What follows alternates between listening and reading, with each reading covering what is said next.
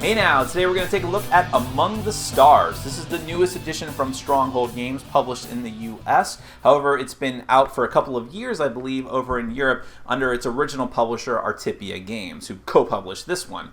And Among the Stars is often compared to Seven Wonders, which is sort of the penultimate card drafting game that is very, very well liked, very well reviewed. It's consistently in the top 20 on Board Game Geek. And Among the Stars has the same card drafting mechanic, but adds a different theme. It's a sci-fi theme where instead of building sort of a generic civilization with your cards, you're actually building a space station. The cards are actually square, and you put the cards down representing the different parts of your space station, if I can even talk, expanding it out and adding new facilities, new everything, ambassadors chambers and shield generators, things like that. And you're just trying to maximize your amount of points by working off combos that certain cards give you, getting more and more points until the end of 4 years, which is 4 rounds of play. How does this actually compare to Seven Wonders in my book? Well, let's go ahead and do a brief overview of the game. Then we're going to come back. I'll let you know what I think.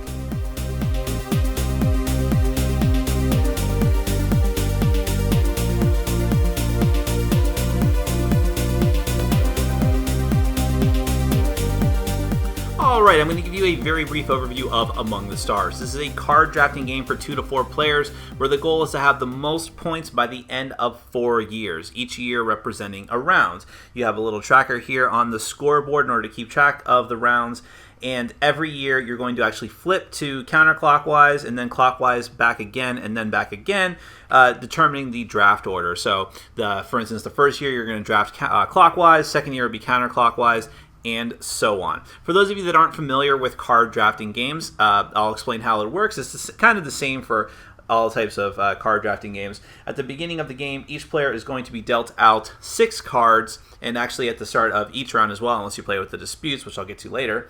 You're going to choose 1 card from that hand of 6, place it face down, as are all the other players. When everyone has chosen, you're going to flip over the card simultaneously and then do a specific action corresponding to that card. So that's the basic drafting mechanism. Now, in Among the Stars, the theme of the game is that you are actually in the far future and you're trying to build an alien space station. It's after a great war. All the different civilizations are trying to rebuild and maintain diplomatic relations with one another, and you're going to do that by building a space station and trying to be as peaceful as possible with the other players, although that is not always possible.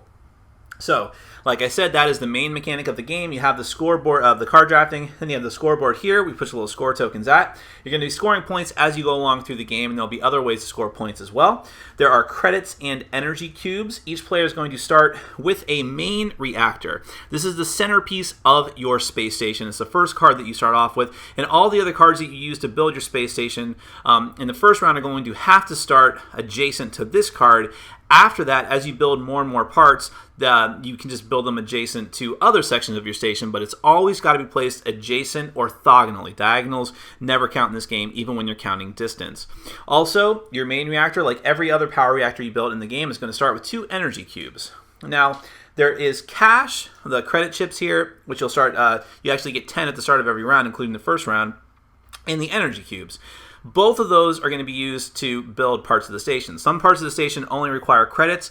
Some parts of the station will require the energy cubes as well as credits. So how the game is going to work, like I said, you're going to draft cards and flip them over simultaneously and then do something with the card. But you actually have 3 options. The first is to simply build that location that you drafted. You'll put it, like I said, adjacent to an existing part of your station. You'll pay any credit amount, which is up in the top corner of the card in red, by paying that back to the bank, and then you'll build it. If it has an energy cube cost, you'll also pay it from a reactor that is at the most 2 spaces away from the card the location that you're trying to build at. So if this card did require energy, I'd simply be able to take that off, put it back in the stock, voila. Now, energy cubes don't restock automatically. There's some special cards that will let you do that, but Typically, if you want more energy in order to build more cards, then you're going to have to build a power reactor. These are just generic versions of the main reactor that you start off with. And how you build that is that when you draft a card, instead of building it, you simply discard the card into the main discard pile, pay $1 to the bank, and then you are able to put out the power reactor. Again, it has to be placed adjacently, just like any other location, and you will immediately populate it with 2 cubes. Now, the third thing you can do with the card that you draft, instead of either of those 2 things, is to simply reveal it, discard it, and take $3 from the bank. Because unless you have a special alien power, which I'll get to later, you are only going to have 10 credits to play around with at the start of each round. So chances are you're not going to be able to build everything that you want. You may need to get money by drafting cards and putting them in the discard pile just to build more parts of the station as the rest of the turn progresses. So that's the third option that you have. And you're going to keep doing this 6 times in a normal game until all the cards are drafted and you've either built them, discarded them, exchanged them for power reactors, and so on. So by the end of a first round, it's very possible that your station could look something like, let's say it looks like this, and maybe you built a power reactor and you might have also gotten some more credits as well. So you can actually, credits carry over to the next round, so you may actually have more credits, 10 plus whatever you had left over from the previous round, or the previous year going into the next year. Now, what is the actual purpose of building these other than just making a pretty station? Well, the cards have special effects, and more importantly, the goal of the game is that they're going to give you victory points. So I'll just give you a quick breakdown of the card. Like I said, up in the top corner, you have the credits that it costs to build the card. Now, every card is color-coded, and there's 5 colors in the game, and also it has a little symbol up here and a letter. So there are administrative, business, recreational, military, and diplomatic. Those are the different types of cards, and they all have thematically something different that they add to the station. Now, every card, or most cards, are going to have, they'll all have this symbol down here. Whether or not they give you points is another matter, but they'll have a little victory point symbol here, and you're going to get these points right away. So if I built the holographic display area, which costs 2 credits and an energy cube, then I get these 2 points. I'll move my marker up on the track right away. Now, here's where it gets a little bit tricky and something that you have to remember. Now, every card has a special power, but the background of the special power is going to determine whether it happens right away or at the end of the game. If it's got a white background, that ability happens as soon as you build it, right away. If it's a yellow background, it doesn't happen until the end of the game. So the holographic display area says that you get +1 victory point for every adjacent location. That happens as soon as you build it, and in addition to these 2 points, which means you'll never get more points from this card unless they're keying off of another card that you have built in your station. The yellow one's not going to happen until the end, so in this case, a communication beacon says you get +2 right away, but then you get another +2 at the end of the game if this is the farthest location from the main reactor. So, and just that, example that I had of just throwing cards out there, that would be a horrible place to put it. You don't want to do that. So where you place cards is very, very important. So let's go through the rest of them now while we have this in. Just some examples of each of the different types. So we have cards like, here's the administrative cards. You have the docking bay. Now over here in the corner, you're also going to, in a lot of these cards, you'll have a maximum amount of points you can gain from the card if it's got a variable amount of points. So the docking bay says you get 1 point, but then +1 for each location between the docking bay and the main reactor. Also, at the beginning of the game, you set up the deck a certain way depending on the number of players. That's what these numbers over here mean in the corner. You have the command center, which also has another new symbol. I'm glad these are coming out this way. The max 1, I know you can barely see there, in addition to the max point symbol. If it has a max of 1, that means you can only build 1 copy of this card in your space station. There's multiple copies of this card in the deck, but if you build this, that's the only one you're allowed to build. This one gives you 0 points, but you get +1 points at the end of the game for each administrative location in your station, up to a max of +8. You have the medical facility, which gives you 3 points and +1 for each power reactor within 3 spaces of the medical facility. You always count spaces orthogonally.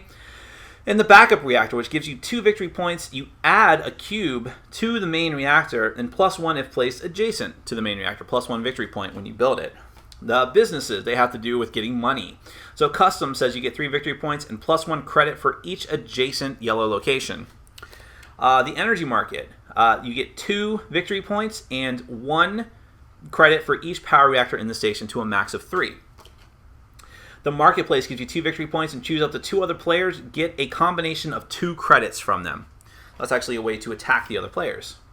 Business offices, 1 victory point and pay up to 6 credits and put them on this card. At the end of the year, you get those credits back, and you get +1 victory point for every 2 that you put on the card.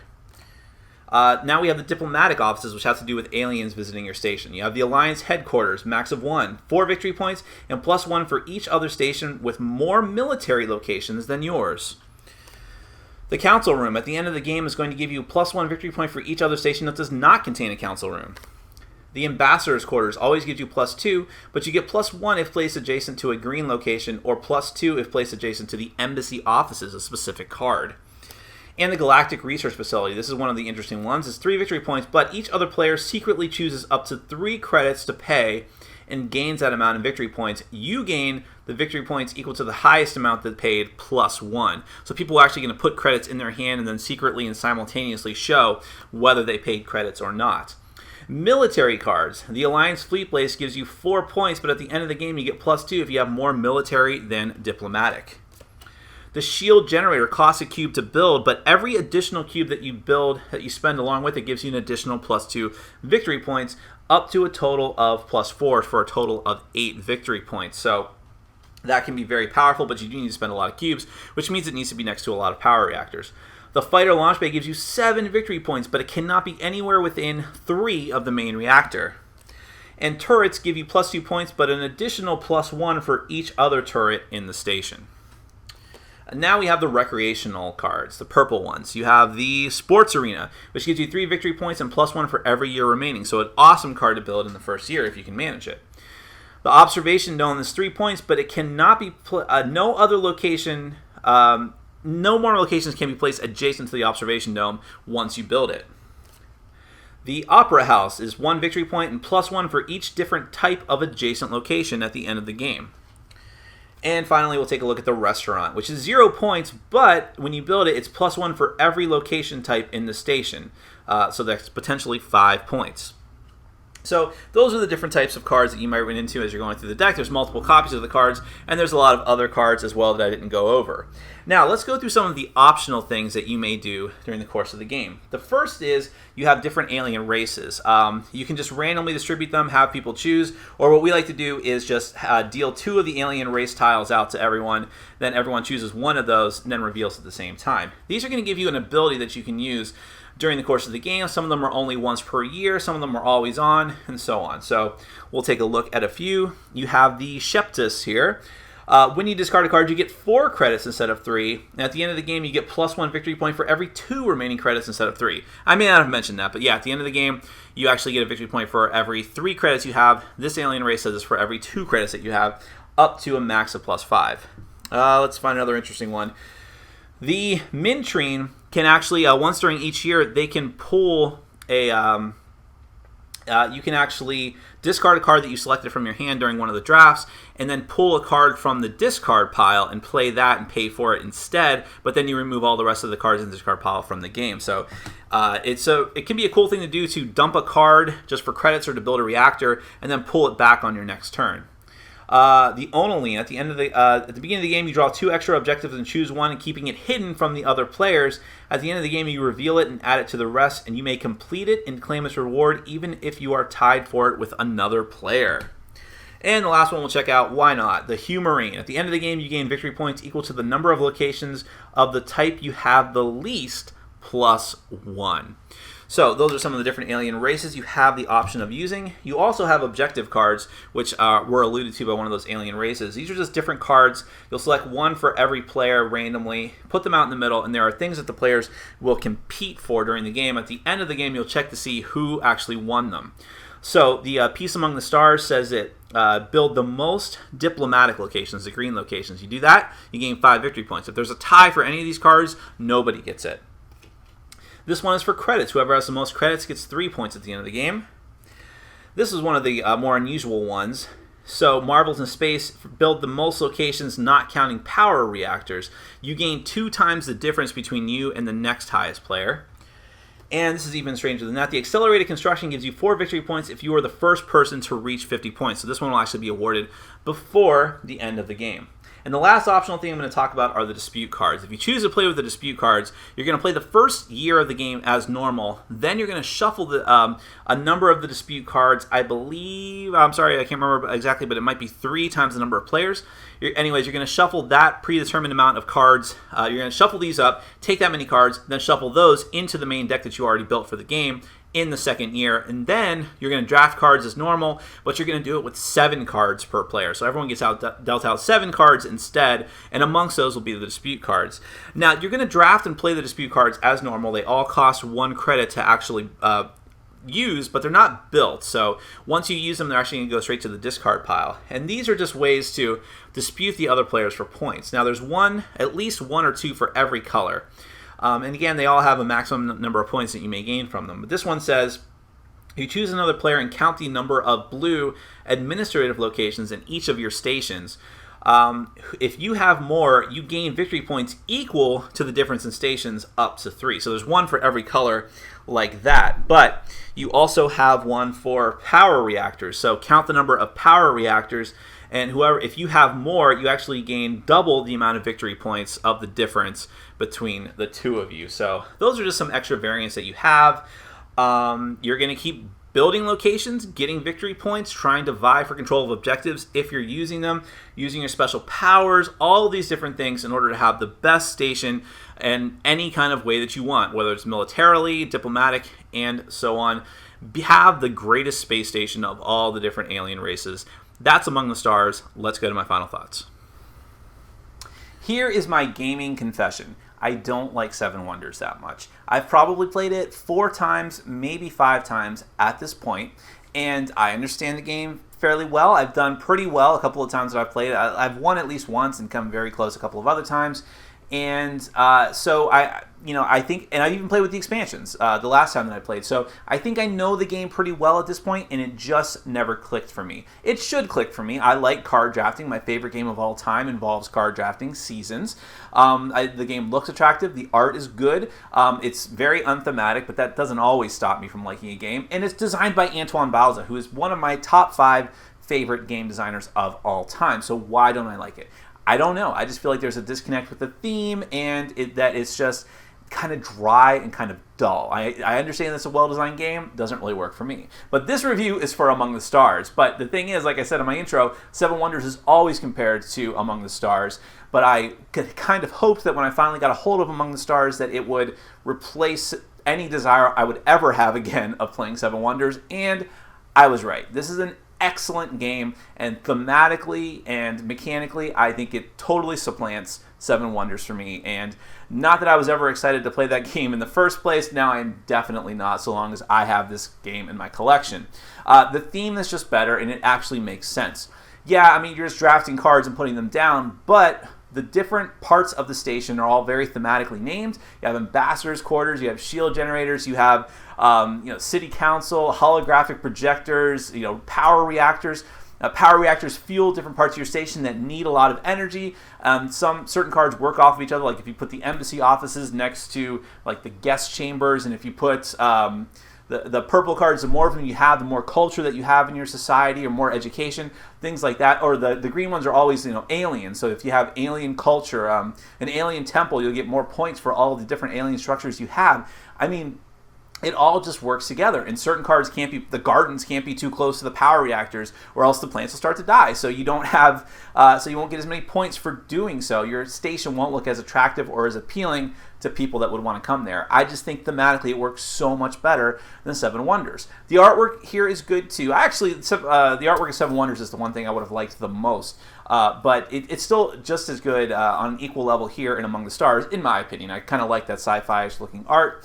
And the idea of having the different alien races right in the box, instead of having to buy, like a leader's expansion to give yourself a little more flavor. It's right in the box. That's cool. I like the objective cards that you can go for. So there's just a lot of neat things here that I think that Seven Wonders doesn't do. And it's even a simpler game, which doesn't necessarily mean that it's not as strategic as well. Sorry about my dog clanging her collar in the background. You're constantly, just like in any other drafting game, you're constantly looking for what you can keep out of the hands of your opponents. And when you have multiple good options that you have to do, it's tough to decide how you're going to do this. I mean, but you do have multiple options for what you do with that card. So do you trash it for money? Do you build a power reactor, which is a really cool angle that the game takes because you only start off with so much energy on your main reactor. So when do you know that you're going to need energy? Do you wait until you see a really cool card that requires energy in your hand and then hope that it comes back around to you, and in the meantime build a power reactor? Those kinds of decisions. And again, you either do that, play the card, or get money for it. And knowing when to do that strategically is, the key to winning the game, because unless you're a certain alien race that gets a lot of money, you are not going to have enough money to build everything you may want to build on your turn. So it's knowing that when you get a crap hand, to get rid of a card and make sure you get rid of a card that would benefit your opponents. So that's definitely one thing to consider in this game. So there's a lot of interesting choices to be had, and the game is relatively short. It doesn't outstay its welcome, while at the same time it certainly feels long enough to do what you're trying to do, to have a strategy and work towards it. Now there's a few things that are a little wonky about the game I don't like as much. One is that while the aliens, the different alien races are certainly a cool addition, I'm glad they're in there, they are unbalanced. There are some powers that are clearly better than others. Like, for instance, the power to drag a card out of the discard pile or the power to swipe a card from someone's hand are way better than just getting 13 credits in a round that you have to spend by the end, or being able to look through the special cards pile and then dumping 5 cards anyways, because there's a chance that you're not going to have enough special cards in your hand to do a good swap. I've had hands of cards where I had no special cards. That's just the way of the draw, and you only get to use your power a total of 4 times over the course of the game. And I've had that power conflict with another race's ability to take a card from my hand, which was extremely frustrating. They would wait until I use that power and then look through my hand and potentially take the card I just went through all that trouble to get. So some powers are clearly better than others. I wish there was more of a balance in that regard. I also think that there is a potential to have sort of a snowball effect here because of the fact that this is a card drafting game. You're up to the luck of the cards. If you don't get what you need, or if what you need is 3 players away and someone just says, I'm not letting you have that card, and crashes it for you, well, that's strategic, but it could be totally crippling to you just because of pure luck of the draw. This is sort of a thing that you just need to accept about card drafting games, but it doesn't make it any less frustrating at times, and especially in this type of game where you can have this escalating amount of points, like for instance with the turrets for the military, or for cards that give you more points for the more of a certain color of card that you have, it can really be devastating. But having said that, again, the game is not too short, so I think that keeps not too long, so I think it keeps that frustration to a minimum. I do love card drafting, and I think that this is card drafting at its best. Very simple, very elegant, and without too much frustration. And I think that this is a game that, like Seven Wonders, a lot of people like to say that it's really good as an introductory game. For people new to the hobby, a great gateway game. I think Among the Stars is way better as a gateway game because it's simpler. There's not as much annoying iconography. Oh, although I will say the one last nitpick I will have is that in order to differentiate the immediate abilities from the end of game abilities, there's just a white or yellow background on the back of the card. That is the one thing that new people have the most trouble and had the most confusion with, and it's super annoying when in the very first game I played. It's super annoying when you realize, oh crap, this worked this way and this worked this way, but I got confused because some of those cards can sound like their abilities are very, very similar. It just so happens that one of them works immediately and one of them doesn't. So I wish there had been a more clear icon or something to differentiate those two types of cards. And also, hand in hand with that, sometimes the small symbols, the symbol indicating how many of those cards you can play is very, very small. And when you're constantly seeing the same types of symbols over and over again, like the maximum amount of points that you can get for that card, it can get kind of confusing and it's easy to forget that, oh, I already played this card, and then all of a sudden your station is invalid. You've essentially wasted a turn, wasted money, things like that. Can be very, very devastating for people that aren't looking for those symbols right off the bat. So that's the one annoying bit of iconography in the game, but I still think it's much easier to understand, especially the first time you play, than Seven Wonders. So I didn't totally mean to make this into a comparison video, but by itself, on its own, Among the Stars is a fantastic game, and for me, I have no reason to ever play Seven Wonders again. So if you were having some issues, if you like the idea of Seven Wonders but also didn't like it that much, if you're in the minority with me, give Among the Stars a shot, because I think thematically, mechanically, it's just a much more solid game, and I'm eager to get the expansions. My name is Nick, this has been Board Game Brawl, and I'm reminding you to get out there and game every day and in every way. Take care.